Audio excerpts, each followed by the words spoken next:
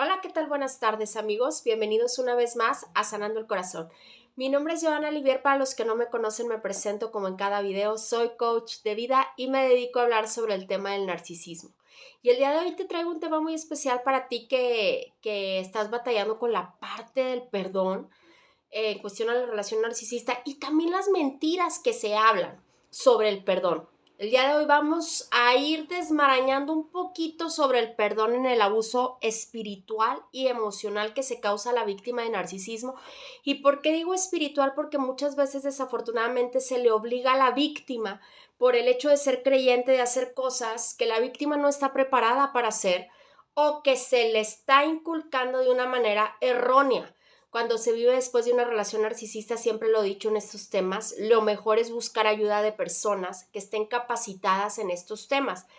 El hecho de que yo sea cristiano o creyente, no puedo hablar si no he vivido sobre un tema, y más cuando se trata de la vida de otra persona y cuando se trata del abuso que fue infringido en una persona. Entonces, el día de hoy te voy a hablar sobre el tema de las mentiras sobre el perdón que son usadas en muchas ocasiones por el abusador narcisista y que desafortunadamente muchas personas, pues que no comprenden de estos temas, pues desafortunadamente siguen victimizando a la víctima. Y este tema realmente no es un tema que yo he desarrollado, este es un tema que en realidad se habla en muchos lugares, desafortunadamente no en muchas iglesias, pero sí en muchos lugares donde se le da ayuda a la víctima de personas manipuladoras, abusivas, narcisistas, golpeadoras. Y no nada más me estoy refiriendo al abuso a la mujer, porque también los hombres son abusados por mujeres narcisistas. Entonces, el día de hoy te voy a hablar conforme a la palabra de Dios también, para también aquellas personas que a veces me comentan, es que no podemos juzgar porque Dios también vino a dar su vida por el narcisista. Sí, claro que sí, pero el día de hoy te voy a hablar bíblicamente también sobre ese tema. Y yo sé que Dios, evidentemente, porque yo nunca en mis videos digo que invito a las personas a divorciarse, y yo que soy creyente no lo haría, pero yo sé que Dios odia el divorcio y que realmente es un tema que cuando está una persona pasando por relaciones narcisistas es muy difícil que esa persona determine. Yo he visto casos donde la persona me dice, es que no me quiero divorciar de él porque la Biblia dice que el divorcio es aborrecido por Dios. Y muchas veces la persona que está siendo víctima de este tipo de relaciones siente que se está volviendo loca, se siente condenada, además del trauma que causa el narcisismo, se siente juzgada, empieza a buscar respuestas en todos los grupos cristianos que encuentra, se mete a todo tipo de videos que hablan sobre divorcio, busca apoyo a mujeres en la iglesia. Y realmente, te vuelvo a repetir, no nada más en las mujeres, también hay hombres que son víctimas de este tipo de mujeres que sufrieron abuso en su matrimonio por parte de personas manipuladoras y narcisistas, no nada más hombres y mujeres en pareja, también hay familias donde hubo padres abusadores narcisistas que sufrieron abuso por parte del narcisista. Entonces, pero el día de hoy me voy a enfocar en la pareja y en los divorcios, porque además hacen sentir culpable a la víctima cuando la víctima toma la decisión de separarse o divorciarse de la persona por el mero hecho de ser creyente o cristiano. Entonces, de ninguna manera yo te voy a decir que te divorcies en ninguno de los casos, ¿verdad? Mi manera de aconsejar a una persona cuando está sufriendo abuso narcisista, cuando ya estamos seguros de que es abuso narcisista, es apártate de esa persona, sepárate. Yo nunca invito a divorciarse a la persona, ya es responsabilidad de la persona si esa persona llega a decidir divorciarse, pero yo siempre cuando hay un tema de narcisismo, lo primero que digo es apártate de esa persona. Entonces, en muchas ocasiones cuando estamos sufriendo abuso y no encontramos respuestas y somos creyentes, buscamos, te vuelvo a repetir, el consejo evidentemente de nuestros líderes, de las personas de alrededor. Y cuando estas personas no han vivido el abuso narcisista, en realidad te van a aconsejar conforme a lo que haría cualquier otra persona creyente, que es perdonar al abusador. Entonces, yo no te estoy, el día de hoy te voy a hablar de veras un tema muy extenso, velo completo, porque muchos varones y mujeres también ostentan utilizar la palabra de Dios, ¿sí? Y en muchas ocasiones utilizan la palabra de Dios conforme a su conveniencia, sobre todo en el rol de la mujer, porque la palabra de Dios habla que la mujer tiene que someterse a su marido, pero muchos abusadores se agarran de esta palabra pero se olvidan del compromiso espiritual que tienen de amarla. Entonces se agarran de la palabra que les conviene e imponen cargos bajo un contexto bíblico, mientras que esa persona no está cumpliendo su parte de amar y respetar al otro y cuidar y dar su importancia a la esposa, que como Cristo, como dice la palabra de Dios, como Cristo lo hizo por la iglesia. Entonces, el día de hoy te voy a hablar sobre este tema, entendiendo por qué el abuso que ejercen estas personas no tiene, no es tal cual como a veces nos lo hacen creer, ¿sí? El abuso se utiliza a veces en muchas maneras también espiritual por parte del esposo o la esposa narcisista. ¿Por qué? Porque estas personas sabemos que van a utilizar frases como tienes que perdonarlo porque Dios te perdonó.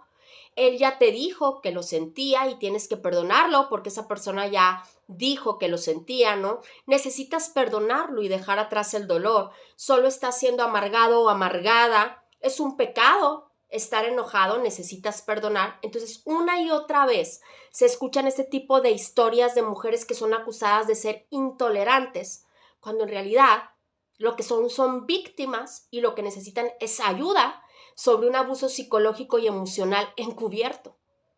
Entonces, vuelvo a repetir, no todas las personas están preparadas para ayudar a víctimas de narcisismo o de experiencias en las cuales esa persona fue abusada psicológicamente.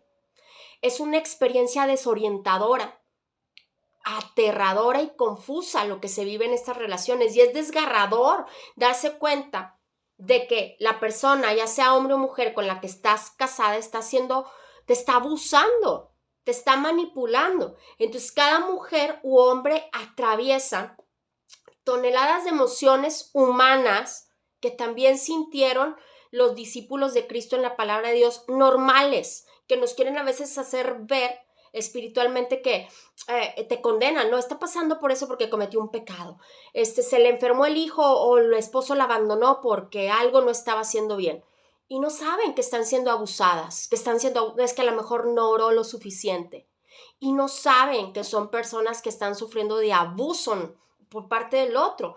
Entonces esta persona se siente con miedo, con traición, con ansiedad, conmoción, ira, dolor y muchas más cosas, inclusive locura, y viene aparte el abuso espiritual. Cuando estamos enojadas por este abuso, que es una reacción saludable, los discípulos de Cristo sentían este tipo de reacciones también cuando se enojaban. Se nos acusa de ser intolerantes y amargados. Cuando sabemos que las disculpas por parte del abusador no son reales, porque nosotros lo estamos viviendo, porque lo hemos vivido por años y lo sabemos, se nos acusa de tener o un corazón duro o de ser suficientemente emocionales. Entonces, cuando hacemos lo que es correcto para nosotras o nosotros, como lo que sería correcto para no seguir sufriendo el abuso, que es separarse o divorciarse, a la víctima se le acusa de que Dios odia el divorcio y que por esta decisión han destruido una familia. Entonces, además de ser la víctima, te conviertes en el que destruyó la familia y estás pecando. Y esto es realmente un abuso mayor para la víctima. Y esto se ve con demasiada frecuencia. En lugar de apoyar a la víctima, de que los conocidos y amigos sean como esa familia terrestre, la víctima recibe en muchas ocasiones acusaciones que se suma a traición y condena de esa persona. Entonces, cuando escuchamos este tipo de acusaciones, si somos víctimas, nos confundimos, comenzamos a condenarnos nosotros mismos, queremos ser piadosos, perdonar al abusador, sentir que la que está haciendo mal soy yo por no amar al abusador. Entonces, nos estamos separando porque en realidad estamos sufriendo de abuso, no porque queremos irnos con otro hombre o porque estamos queriendo irnos a pecar, ni por el interés o dinero del otro hombre, ni por irresponsabilidad. En muchos casos las mujeres que se separan lo hacen incluso para proteger a sus hijos y se les condena, ¿sí? Entonces, realmente la mujer lo que está haciendo o el hombre está tratando de salir del ambiente hostil de ese hogar donde esta persona está sufriendo por abuso emocional. Entonces, quien acusa a veces a la víctima hace que renuncie a su propia seguridad y a su propia cordura. Por eso muchas víctimas de narcisismo terminan locas. ¿Para qué? para ser una buena persona, para hacer lo correcto delante de la gente, para ser un buen cristiano o cristiana, porque no entienden lo que realmente significa el perdón en la Biblia, ¿sí? Y el día de hoy te voy a hablar sobre los diferentes significados bíblicos de la palabra perdón cuando estás siendo víctima de un abusador. Así que vamos a ver realmente lo que significa la palabra perdón y las mentiras que nos han contado al respecto sobre el abuso. Existen muchos tipos de diferentes de perdón. No nada más en la Biblia, la gente lo utiliza en todas las áreas y campos de psicología. El perdón es necesario para poderte liberar tú. Pero el día de hoy te voy a hablar sobre las mujeres y hombres cristianos que son maltratados y que no tienen que regresar a la relación con el abusador narcisista o la abusadora narcisista encubierta bajo la base de un perdón que no tiene sustento en un verdadero arrepentimiento por parte de la parte abusiva, porque el narcisista sabemos que solamente se arrepiente de palabra, pero no de hechos. Entonces, lo que la Biblia enseña sobre el perdón es totalmente complejo. Si observas el perdón, el día de hoy te voy a dar varios versículos donde lo sustenta lo que te estoy hablando, ¿verdad? Acuérdate que a mí siempre me gusta avalarme en la palabra de Dios, yo no saco ideas mías, ¿sí? Entonces, si observas el perdón a lo largo de toda la escritura y la palabra de Dios, pareciera que la Biblia se contradice a sí misma, pero la Biblia nunca se contradice. Existe una razón para establecer las diferencias. Y un ejemplo que te voy a dar está en Mateo 18, 15 y 17, que dice lo siguiente. ¿Cómo se debe perdonar al hermano? Por tanto, si tu hermana peca contra ti, ve y repréndele, estando tú y él solos. Si te oyere, has ganado a tu hermano. Mas si no te oyere, ¿verdad? Que es cuando esa persona realmente no le importa, como estas personas que no escuchan nada. Toma un contigo a una o dos, para que en boca de 2 o 3 testigos conste toda palabra. Y dice abajo, si no los oyere a ellos, dilo a la iglesia. Y si no oyere a la iglesia, tenle por gentil y publicano. Otro ejemplo que habla sobre el perdón es el siguiente. Mateo 18, 21, 35. Si te fijas en lo que te acabo de leer, dice, tenle por gentil y publicano. Y son esas personas de las que Jesús se apartaba, ¿sí? Entonces, sí, el perdón tiene que nacer de adentro hacia la persona que te hizo daño, pero eso no significa que tengas que rogar o orar o regresar con esa persona. Mateo 18, 21, 35. Entonces se le acercó Pedro y le dijo, Señor, ¿cuántas veces perdonaré a mi hermano que peque contra mí? Hasta 7. ¿Hasta 7? Le pregunta, ¿verdad? Jesús le dijo, no te digo hasta 7, sino aún hasta 70 veces 7. Evidentemente Dios nos llama a perdonar, ¿sí? Pero viene la parte donde está el abuso de la persona narcisista. Yo tengo que perdonar, es mandato divino si soy creyente, sí, hay muchos versículos que hablan sobre el perdón, como también Marcos 11, 25, 26, y cuando estéis orando, perdonad si tenéis algo contra alguno, para que también vuestro Padre que está en los cielos os perdone a vosotros vuestras ofensas. De aquí tiene que salir el perdón, porque si vosotros no perdonáis, tampoco vuestro Padre que está en los cielos os perdonará vuestras ofensas. Y también en Lucas 17:3, y podemos escuchar muchos versículos donde habla del perdón. Pero, ¿qué pasa cuando está hablando de un abusador? Es el perdón del pecado por parte de Dios, el que te acabo de hablar. Requiere de un arrepentimiento verdadero por parte del pecador. En este caso, el narcisista sabemos que no se arrepiente. Entonces, cuando el pecador no se hace responsable y no se le dan consecuencias que los obliguen a arrepentirse, y cuando la reconciliación es forzada solamente para que la víctima cargue toda la responsabilidad, es ahí donde se está cometiendo un abuso, ¿sí? Dios se está refiriendo a un perdón por las dos partes cuando va a haber una reanudación de la relación. Yo no puedo convivir con una persona que me odia, que es falsa, que desea mi mal.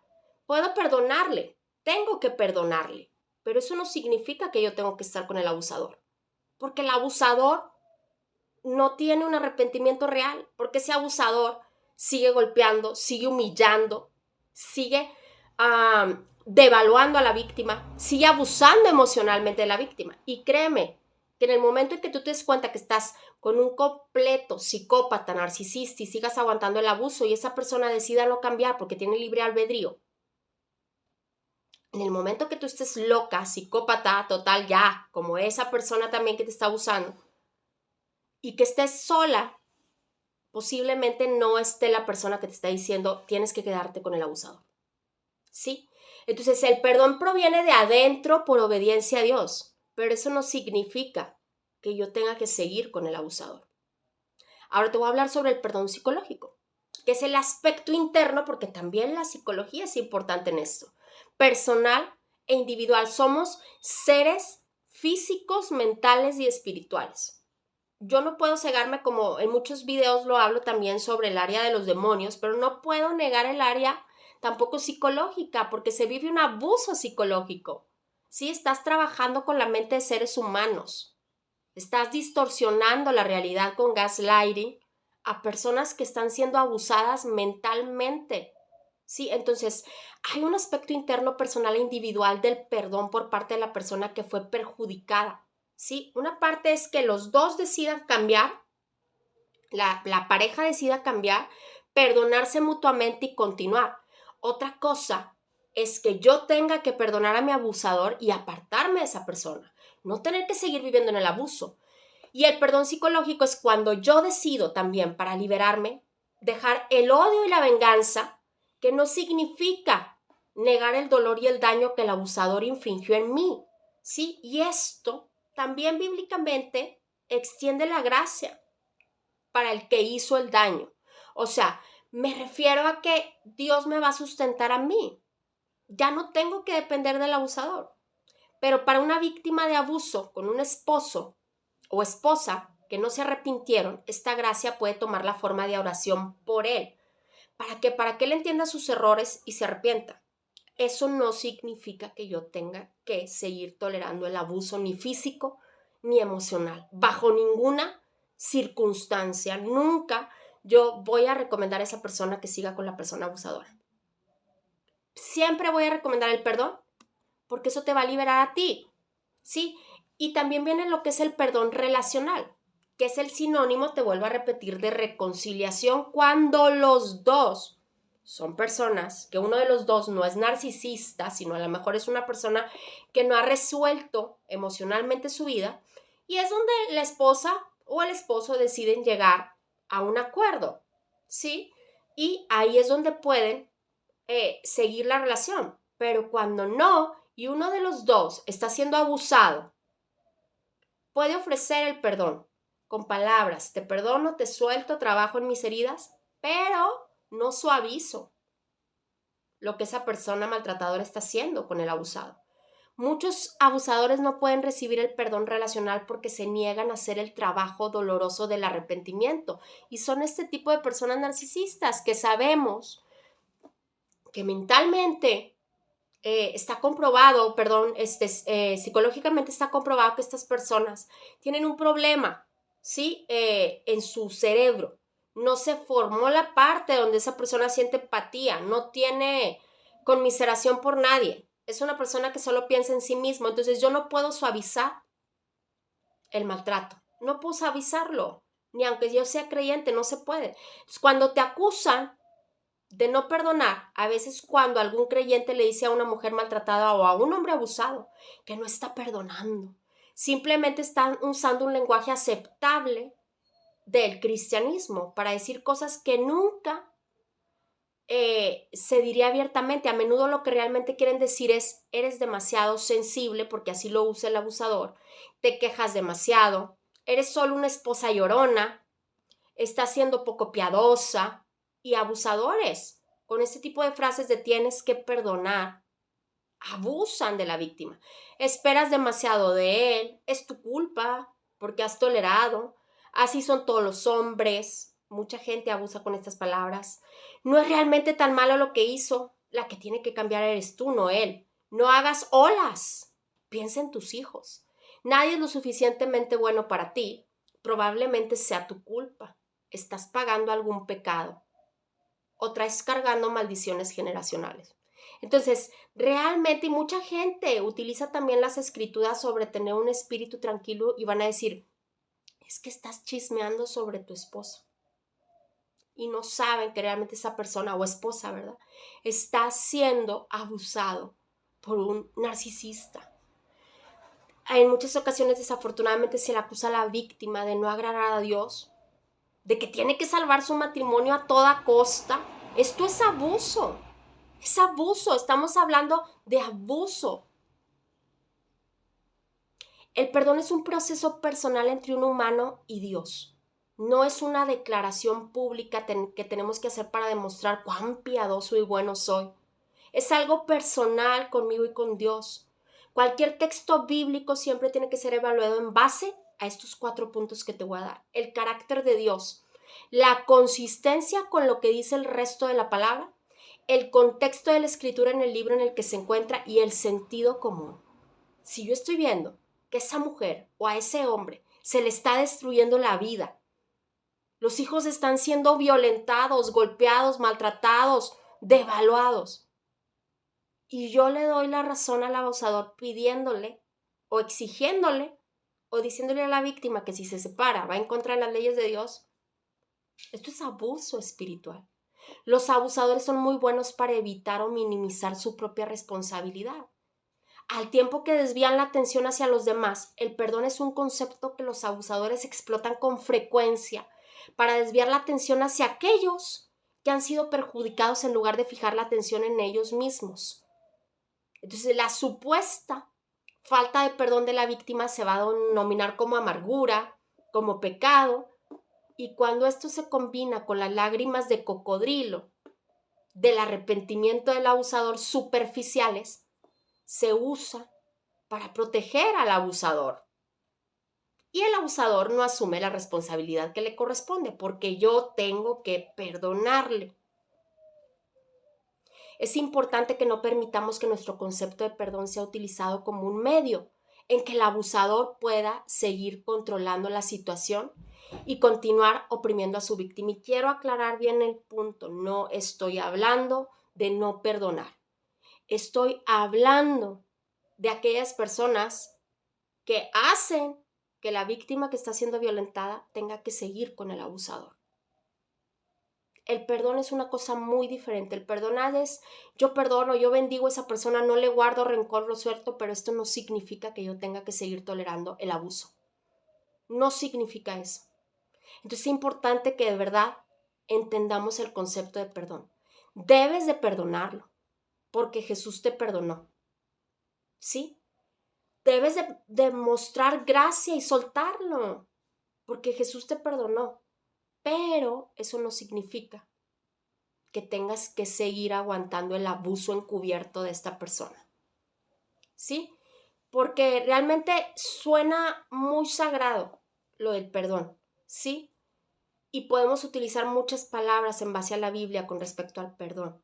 Pero cuando las personas nos dicen que debemos perdonar, generalmente dicen que necesitamos actuar como si nada hubiera pasado con la persona que nos está abusando. Confiar en esa persona nuevamente, fingir que es alguien que no es y hacerme la tonta porque tengo que perdonar y darle 1000 oportunidades más para que me siga mayugando y siga abusando de mí. Pero eso no es el perdón, ¿sí? Yo tengo que perdonar, ¿sí? Y olvidar, sí, a esa persona, pero en realidad esto no funciona con una persona narcisista. No está respaldado tampoco en las escrituras. Sí, por ejemplo, en 1 Corintios 5, Pablo le dijo a la iglesia que no asocie con un pecador impenitente. ¿Sí? Cuando se nos dice que perdonemos a nuestros esposos por el abuso o a la persona que está ejerciendo el abuso psicológico narcisista y está la opresión en curso, se nos dice que vivamos una mentira, que ignoremos el pecado, que sigamos siendo perjudicados por esa persona que está abusando de nosotros. Necesitas perdonarlo por el bien de tu matrimonio. Necesitas perdonarlo porque si Dios no te va a perdonar. Sí, necesito perdonarlo, pero eso no significa que no me acuerdo de lo sucedido y que voy a dejar que esa persona me siga abusando. Cuando se está siendo víctima de un abuso encubierto, esta no es la manera de perdonar. Esta es una manera maravillosa de manejar las ofensas comunes que ocurren en un matrimonio saludable, ¿sí? Donde ambos cónyuges están tratando de amarse el uno al otro y están trabajando en las cosas que tienen que cambiar porque no son perfectos. Pero es un consejo peligroso para una mujer o un hombre que está en una relación de abuso y lo mantiene en el abuso durante años y años. Cuando hay un patrón continuo de comportamiento abusivo, el perdón no es la respuesta adecuada. Los límites que protegen a una víctima de más daño son la respuesta correcta. No puede haber una relación donde haya un cambio de comportamiento, donde no haya un cambio de comportamiento genuino, porque el abusador va a seguir infringiendo el abuso sobre la persona y puede llegar hasta matarla. Entonces, a menudo nos sentimos presionados para perdonar e incluso para reconciliarnos con esa persona que nos ha abusado, cuando sabemos en nuestro interior que esa persona no va a cambiar, porque ya lo hemos intentado miles de veces. Entonces, te sientes obligado a no confiar en tu intuición como ser humano o inclusive cuando Dios ya te habló que esa persona no va a cambiar. Y sabemos que en verdad no va a cambiar y tenemos que renunciar a nuestra capacidad de cuidarnos y mantenernos emocionalmente seguros muchas veces porque nos sentimos presionados y caemos en relaciones de este tipo por el perdón, supuesto perdón a la persona que nos está violentando, ¿sí? Y eso termina en muchas ocasiones en homicidios, en mujeres traumadas, en hijos traumados, en mujeres golpeadas en el hospital o incluso en hijos asesinados o golpeados en un ataque de ira por parte de papá o de mamá. Entonces, cuando se nos dice que tienes que perdonar una y otra vez a alguien que no está arrepentido, no solo nos estamos dañando una vez y otra vez y otra vez, sino que también estamos sufriendo el daño moral a ser obligados a hacer algo que va en contra del sentido de justicia dado por Dios. De hecho, hay un tiempo bíblico para retener el perdón como se ve en 1 Corintios 5, 2, 5 y Mateo 18, 17, para proteger a los demás y ayudar al infractor a arrepentirse. ¿Sí? Si se disculpó, tienes que perdonarlo. Y si no se disculpó, también. Pero esto no significa que tengas que volver con el abusador. El arrepentimiento falso y las disculpas falsas son tácticas de manipulación de los abusadores encubiertos. Ellos son hábiles para aparentar ser buenos tipos, para fingir arrepentimiento y tristeza y para pretender ser buenas personas y buenos cristianos. Desafortunadamente, muchas veces, las personas de la iglesia ignoran estos trucos y le creen al abusador. Entonces, esto lo que hace es que lleva a que la víctima se sienta todavía más culpable porque no puede perdonar al otro. Y la presionan para que intente nuevamente volver con el abusador. Y vuelvo a repetir, el resultado puede ser hijos destruidos, violentados psicológicamente, muertes. Sí, entonces los delincuentes son expertos en manipular a las personas para justificar su abuso, así como para mantener el control. Los delincuentes a menudo se disculpan para minimizar el abuso, ser perdonados y ganar simpatía.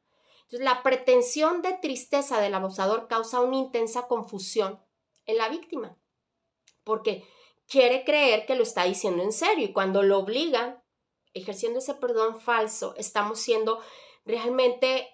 ignorando por completo, estamos siendo ignorantes porque estamos escuchando las palabras. Pero acuérdate que el abusador finge estar arrepentido como otra táctica para mantener el control sobre la víctima. Sí, y para que te presiones y te quedes con esa persona y resulta que vuelves al mismo abuso. Entonces hemos hecho que sea más importante perdonar a los abusadores que proteger a víctimas de abusadores. ¿Sí? Tengo realmente, cuando hay un arrepentimiento genuino, que ver que esa persona se arrepienta genuinamente. Y un arrepentimiento genuino significa un cambio completo de perspectiva, un cambio completo de corazón que conduce a un cambio de todas las formas de abuso sobre las personas. Dios no mira las palabras, sino el corazón. Él no quiere que seamos engañados por una tristeza falsa y un falso arrepentimiento. Algunos abusadores ofrecen disculpas sinceras con lágrimas. Una vez, de verdad, que tú descubres todo esto, te vas a dar cuenta que eres tú y solo tú el que vas a decidir cuándo esa persona va a seguir abusándote o le pones un límite a su manipulación continua, sin guardar rencor y perdonando, pero de lejecitos. Los abusadores hacen un trabajo a largo plazo, ¿sí? Para poder seguir abusando a la víctima con ese tipo de frases de tienes que perdonarme, justificándose y siguiendo golpeando, abusando, manipulando a la víctima con el pretexto de que tienes que volver con él si lo perdonas una y otra vez. El verdadero arrepentimiento es quebrantamiento y humildad, no manipulación. Se necesita mucho tiempo, años, para ver si un abusador realmente ha cambiado. No es un cambio como si fuera magia. No es un cambio de semanas, no es un cambio de días. Trágicamente, cuando un abusador finge cambiar, todos celebran. Sí, pero cuando la víctima cambia y establece límites, todos la critican y sienten simpatía por el abusador. Entonces, yo puedo decir que lo siento, pero realmente no estar arrepentido y seguir abusando. ¿Sí? Y yo puedo confiar en el abusador de nuevo, pero realmente tal vez el abusador no ha cambiado y solo está fingiendo. Entonces, y como quiera va a ser mi culpa. Entonces, el perdón bíblico nunca es incondicional y unilateral. No está permitiendo que otros salgan libres, perdonados y habilitados para hacer daño nuevamente. O sea, el hecho de que yo perdone no significa que esa persona va a cambiar. El perdón es una invitación a la reconciliación con Dios, ¿sí? Pero no significa que yo tenga que seguir permitiendo el abuso. El perdón nunca exige reconciliación y confianza. Eso solo ocurre si el abusador ha mostrado un verdadero cambio y ha demostrado con hechos que es confiable. Y esto en el abuso narcisista es increíblemente raro. Yo por lo menos no he conocido una persona que haya sido narcisista, que haya cambiado. Entonces, al pedir perdón, los delincuentes suelen buscar el perdón relacional, reconciliación, pero la simple solicitud del abusador a menudo es abusiva. Entonces, este tipo de personas también hacen sentir a la víctima como tiene una raíz de amargura, cuando está hablando de los hechos de un abuso. Fue sobreviviente de un abuso encubierto. Entonces, decirle a alguien que está siendo abusada, que es amargada, es simplemente seguir abusando de la víctima. Entonces, muchas veces, desafortunadamente, la mujer creyente es abusada y es acusada de traer una raíz de amargura. Esto es abuso también.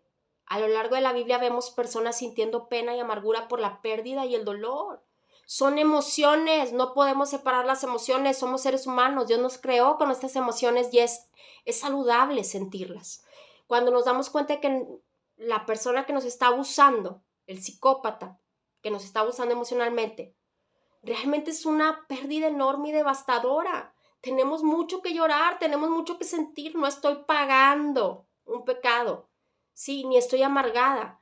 Se nos pide que neguemos este proceso humano natural que tengo que llevar a cabo, no es pecado sentir el dolor.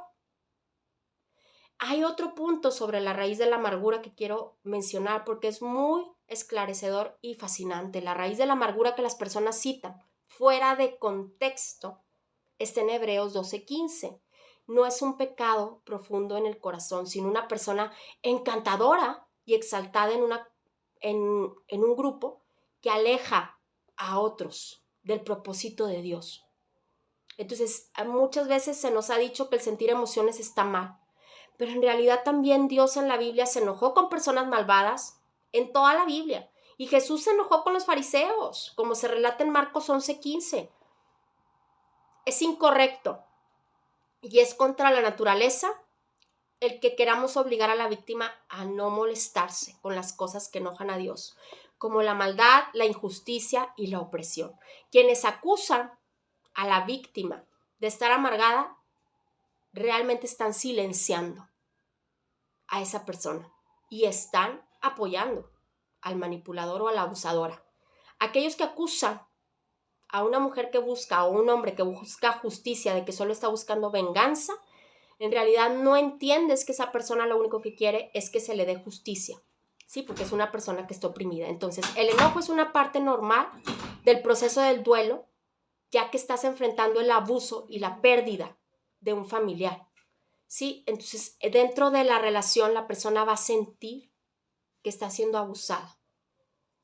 Necesitamos honrar el dolor de la otra persona también y respetarlo y aprender a entender a las víctimas de este tipo de procesos.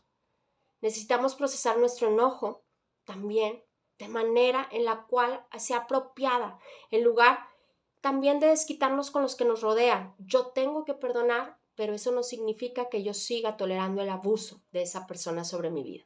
¿Necesito perdonar para sanar? Evidentemente sí necesito para poderme liberar yo, pero eso no significa que yo tenga que seguir permitiendo que el abusador siga abusando en mí. Cuando la persona quiere que yo siga en este proceso de abuso, entonces realmente quieren que cubramos nuestras emociones y actuemos como si estuviéramos curados sin realmente pasar por un proceso de curación. Yo tengo que trabajar en mis emociones. Y el hecho de que yo no quiera ver al abusador no significa que estoy mal. Cuando se ha abusado de manera encubierta, lleva un tiempo desentrañar los matices del abuso que has experimentado y lleva un tiempo para sanar. Entonces, el acto de decirte perdono por abusar de mí, golpearme, maltratarme durante 20 años, trae curación. Puede traer alivio, pero no te va a traer la curación completa en el instante. ¿Sí? Muchas personas logran decirte perdono hasta que su proceso de sanación se ha completado. Muchas personas tardan más que otras es más fácil. Sí, pero es un tiempo. Tengo que procesar, tengo que sanar y finalmente tomar la determinación de perdonar. Y no por perdonarlo, sino porque realmente yo decido sanar y soltar a esa persona. Tengo que prepararme para perdonar completamente y sanar mis heridas a profundidad. No puedo justificar el dolor que estoy sintiendo. Tengo que vivirlo, tengo que procesarlo, tengo que sentirlo. Así como en la palabra hay muchas personas que tuvieron que procesar el dolor. Lo que no es el perdón es olvidar, aceptar, negar, justificar, minimizar y tolerar y racionalizar el abuso. Perdonar no es olvidar, no es permitir que el abusador siga haciendo lo mismo en mi vida. No puedo justificar o racionalizar el abuso psicológico o espiritual encubierto. Si un abusador dice que lo siente, no hay razón para confiar en él si no lo demuestra con hechos. Las disculpas y el arrepentimiento no son lo mismo. El verdadero arrepentimiento implica un largo proceso de cambio real. La confianza se tiene que ganar, no se tiene que dar ciega y no está relacionado con el perdón. ¿Podemos perdonar sin volver a tener una relación con esa persona? Sí. ¿Puedo perdonar a un abusador y dejar ir el deseo de venganza y ponerlo en manos de Dios para que cambie y se arrepienta de verdad? También puedo hacerlo. ¿Puedo buscar justicia? Es lo que Dios quiere para ti. Y no proviene de un deseo de venganza, sino de justicia en la que Dios se va a encargar de esa persona. No tengo yo que tomar cartas en el asunto. El perdón está entre tú, Dios y el Espíritu Santo. Y nadie, absolutamente nadie puede forzarlo. Perdonarlo es lo mismo que liberar ira y amargura. La curación no es un evento único al que se llega a través del perdón, sino un proceso continuo que se tiene que trabajar. Para aquellas personas que me dicen es que no he podido perdonarlo, es un trabajo continuo. Yo tengo que estar trabajando en mis emociones y sanando. Entonces empecemos a trabajar.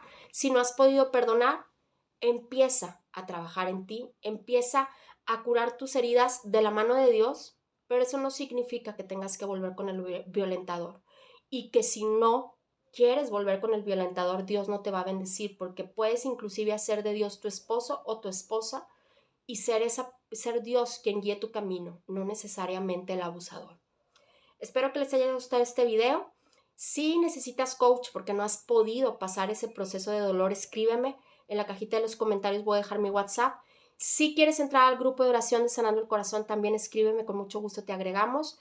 Si quieres que hable de algún tema, también escríbeme del tema que quieres que hable. Les envío muchos besos y bendiciones y gracias por seguir acompañándome aquí en Sanando el Corazón.